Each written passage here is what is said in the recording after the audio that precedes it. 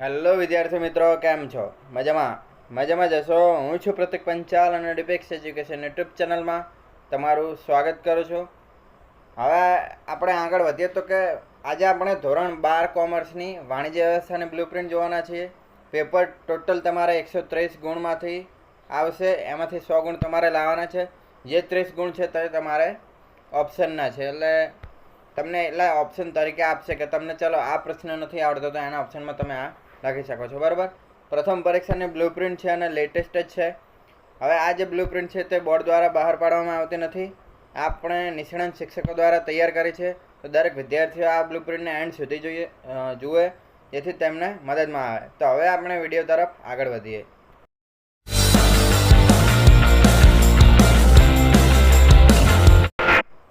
ધોરણ 12 પ્રથમ પરીક્ષા બ્લુપ્રિન્ટ, વાણિજ્ય વ્યવસ્થાના સંચાલન. અને તમે બીએ કહેતા હોય તો બીએ અને ઓસી કહેતા હોય તો ઓસી પણ ચાલે. તો હવે આપણે જોઈએ તો કે આ પેપર ટોટલ તમારે 5 સેક્શનમાં છે. બરાબર. A, B, C, D અને E. બરાબર. પહેલા સેક્શન અને બીજા સેક્શનમાં 1-1 ગુણના પ્રશ્નો હશે. સેક્શન સીમાં 2 ગુણના, સેક્શન ડીમાં 3 ગુણના અને સેક્શન ઈમાં 5 ગુણના પ્રશ્નો હશે. ખરાનું નિશાન છે તે જનરલ ઓપ્શન છે અને ખોટાનું નિશાન છે તે જનરલ ઓપ્શનનું, એટલે મીન્સ જનરલ ઓપ્શન નથી. બરાબર. તો આગળ આપણે જઈએ તો કે ચેપ્ટર નંબર 1, એની અંદર 4 MCQ, 2 PYQ, સેક્શન સીમાં 2 પ્રશ્નો, સેક્શન ડીમાં 2 પ્રશ્નો અને સેક્શન ઈમાં 1 પ્રશ્ન હશે. બરાબર. આ ચેપ્ટર ખૂબ જ અગત્યનું છે મોટા પ્રશ્ન માટે. તો દરેક વિદ્યાર્થીઓએ અમુક પ્રશ્નો જે તમને IMP લાગે જ છે એ મોટા કરી જ દેવા. જેમ કે ઉચ્ચ સપાટી, તળ સપાટી અને મધ્ય સપાટી, ઉચ્ચ સપાટી, મધ્ય સપાટી અને તળ સપાટી વિશે લખો 5 માર્કમાં. તો તમે લખી શકો છો. એ રીતે જે પહેલા ચેપ્ટરમાં જે પ્રશ્નો આવે છે એ તમારે કડકડાટ કરી લેવાના. એટલે ટોટલ 21 ગુણનું ચેપ્ટર છે, એમાંથી તમારે 17 ગુણ લાવવાના છે. ત્યારબાદ ચેપ્ટર નંબર 2. ચેપ્ટર નંબર 2ની અંદર 2 MCQ હશે, PYQ આની અંદર નહીં હોય. ત્યારબાદ સેક્શન સીમાં 3 પ્રશ્નો હશે અને સેક્શન ડીમાં 2 પ્રશ્નો હશે. ટોટલ 14 ગુણનું ચેપ્ટર છે અને 10 ગુણ તમારે લાવવાના છે. હવે આની અંદર એવું છે કે જો તમે ખાલી MCQ કરો અને PYQ કરી નાખો અને કદાચ તમારે એ ચેપ્ટરને ઓપ્શનમાં કાઢવું છે તો કાઢી શકો છો. પણ અમુક એવા પ્રશ્નો હોય કે તમને આવડતા હોય ને તમારે લખવા છે તો તમારે લખી જ નાખવાના. બરાબર. બાકી આ ચેપ્ટરને તમારે ઓપ્શનમાં કાઢવો હોય તો કાઢી શકો છો આ એક્ઝામમાં પણ. બરાબર. ત્યારબાદ ચેપ્ટર નંબર 3, એની અંદર 2 MCQ, 1 PYQ, સેક્શન સીમાં 2 અને સેક્શન ડીમાં 2 પ્રશ્નો હશે. 13 ગુણનું ચેપ્ટર છે, એમાંથી 12 ગુણ તમારે ફરજિયાત લાવવાના. આયોજનનું ચેપ્ટર છે, એની અંદર સેક્શન ડીમાં ફરજિયાત આયોજન એટલે શું એ પ્રશ્ન તો પૂછાતો જ હોય છે. બરાબર. અથવા એને લગતો જે કોઈ આગળ પ્રશ્ન આવે છે એ પણ પૂછાય છે. એટલે આયોજન એટલે શું એ IMP પ્રશ્ન છે. એ હવે આની અંદર તો આપણે દર્શાવ્યું નથી, પરંતુ સ્કૂલવાળા પેપર કાઢે અને 5 માર્કના પ્રશ્નમાં પણ કદાચ પૂછી નાખે તો ડરવાનું નહીં. આયોજનનું કોઈ પણ જે મોટો પ્રશ્ન આવતો હોય એને પૂછ્યો હોય અને તમને આવડતો હોય લખી જ નાખવાનો. જે સેક્શન ડીમાં પૂછાવાનો હોય એને સેક્શન ઈમાં પૂછી નાખે તો ટેન્શન લીધા વગર મુદ્દા વાઇઝ કમ્પ્લીટ લખી નાખવાનો. હવે જે મોટા પ્રશ્નોને એવું બધું છે એનું અમે એક કમ્પ્લીટ સેમ્પલ પેપર તમને દેખાડશું કે આ રીતે તમારે પેપર લખવાનું, જેથી તમને સારામાં સારા ગુણ મળી રહે. બરાબર. ચેપ્ટર 13 ગુણનું છે, એમાંથી તમારે 12 લાવવાના છે. કોઈ પણ ચેપ્ટરના MCQ PYQ છોડવાના નથી. ભલે આની અંદર આપણે ડેશ કર્યું છે બીજા ચેપ્ટરમાં, પણ તોય કરી તો નાખવાના જ. ત્યારબાદ ચેપ્ટર નંબર 4. ચેપ્ટર નંબર 4ની અંદર 2 MCQ, 2 PYQ, સેક્શન સીમાં 2, સેક્શન ડીમાં 2 અને સેક્શન ઈમાં પણ 2 પ્રશ્નો. બરાબર. તો આ ચેપ્ટર પણ ખૂબ જ અગત્યનું છે. કર્મચારી વ્યવસ્થા છે. કર્મચારી વ્યવસ્થાની અંદર 26માંથી તમારે 17 ગુણ લાવવાના છે. બરાબર. તો IMP ચેપ્ટર છે એટલે તૈયારી કરી નાખજો, માર્ક તમે ખેંચી નાખો એવું ચેપ્ટર છે. ત્યારબાદ એને જ લગતું ચેપ્ટર એટલે કે વ્યવસ્થા તંત્ર.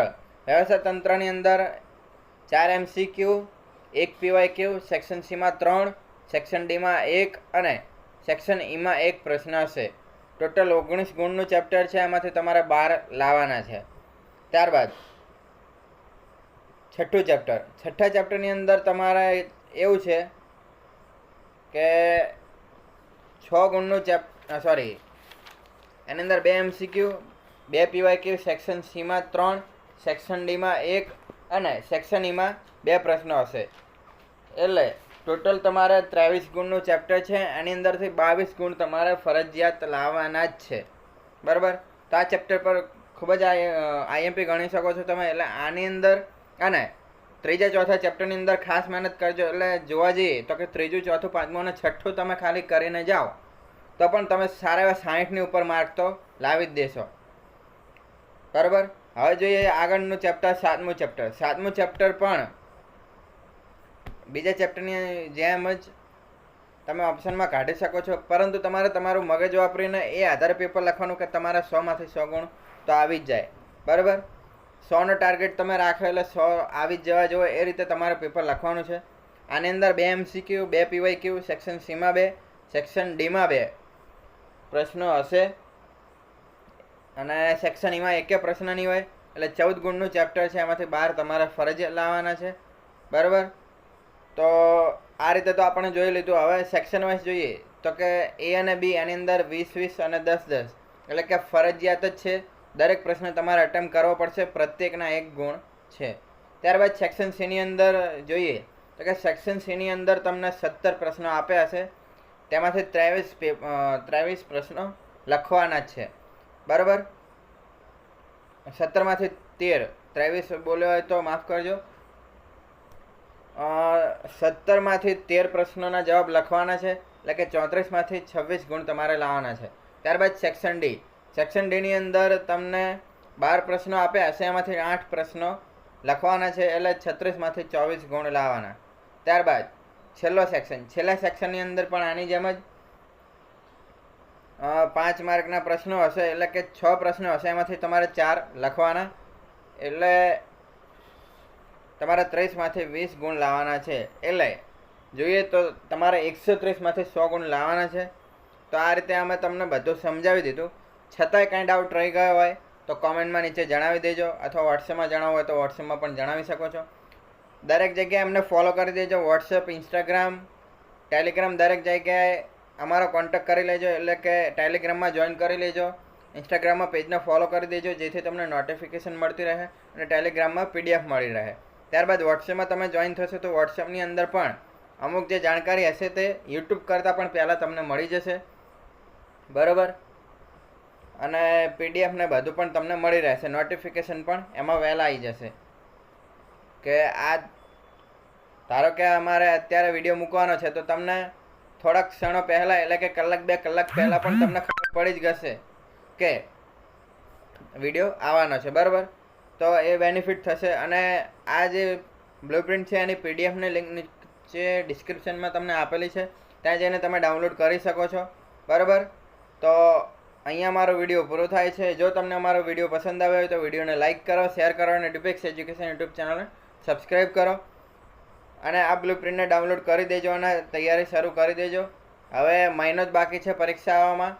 બરાબર? તો તૈયારી શરૂ કરી દેજો. તમારો વિડીયો જોવા બદલ આભાર. મળીએ આવતા વિડીયોમાં. ત્યાં સુધી જય હિન્દ, જય ભારત, બેસ્ટ ઓફ લક. મળીએ આવતા વિડીયોમાં. Take care.